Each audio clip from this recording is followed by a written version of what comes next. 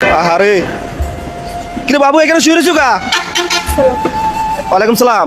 তোমার ঘর বাড়ি নাই?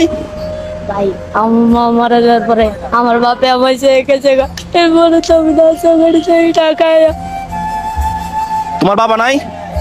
আমার বাবা আছে কিন্তু আমার সে গেছে আমার মা মারা যাওয়ার পরে মা নাই? বাবা এখন যে জায়গায় আছো এই জায়গার নাম কি? পান্তবা সিঙ্গেল।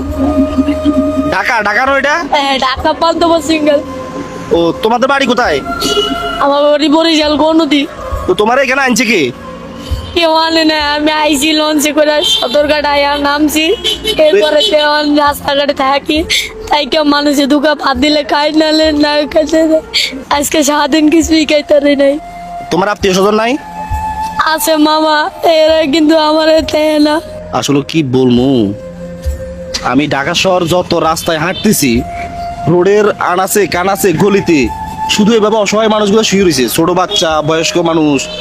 কি একটা অবস্থা, মানে তাদের জীবন। এই যে ওর মা নাই, মা মারা গেছে, মনে হয় বাপের আইকা চলে গেছে। বৃষ্টি এলে কি করো? বৃষ্টি হলে ওই যে ওই জায়গাটা আছে, ওই জায়গাটায় যে হয়ে থাকে। রাত্রে ভাত খাইছো?